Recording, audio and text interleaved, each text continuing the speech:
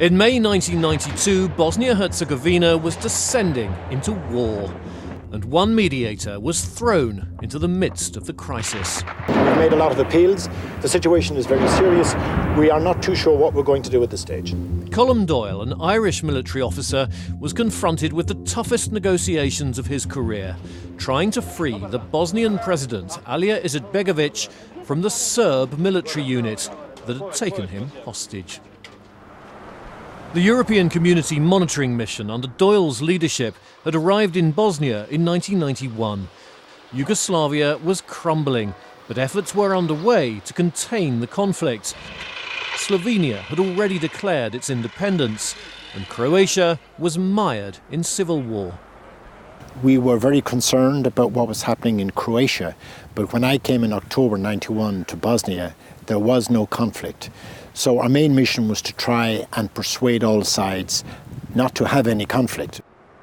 The three parties... Doyle sought to mediate across a growing rift. On one side was Izetbegovic, the Muslim politician leading the demand for Bosnian independence. His main opponent was Radovan Karadzic, the leader of the Bosnian Serbs.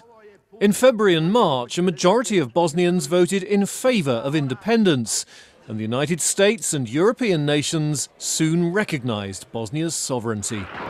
The simmering tensions turned into open warfare.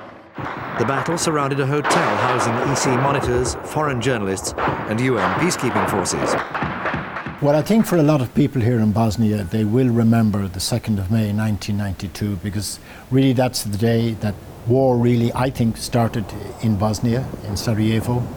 And it was the day, of course, that the President, Alija Izetbegovic, was taken hostage at the airport on his return from Lisbon. The monitoring mission had arranged for Izetbegovic to fly to Lisbon for peace talks.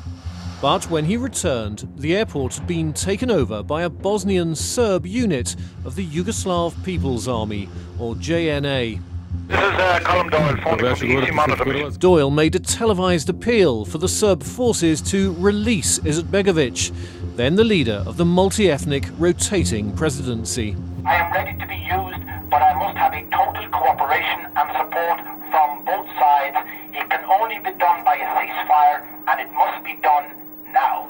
Accompanied by a UN military convoy, Doyle went to negotiate the release of Izetbegovic, his colleagues and his daughter Sabina.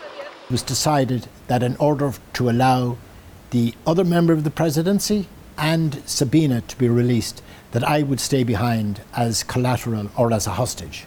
And the colonel said he would settle for that. Izetbegovic was escorted back to the city.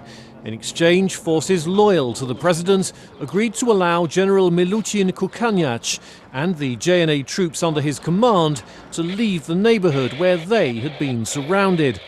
But gun battles broke out around the JNA convoy, and Doyle, held separately by a Bosnian Serb unit, was caught in another crossfire. I was taken out by the colonel.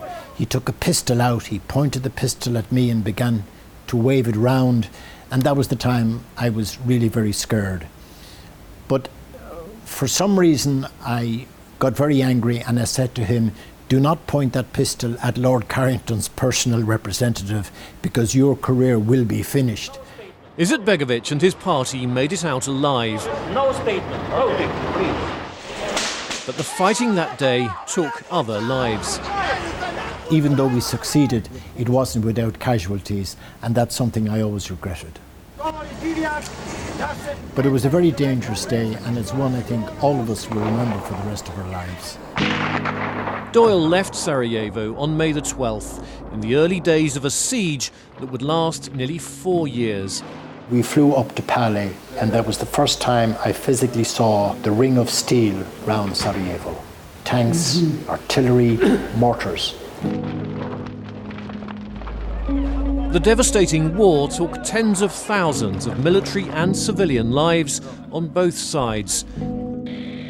But before it began, Colm Doyle was among those who put their lives on the line to try to prevent it.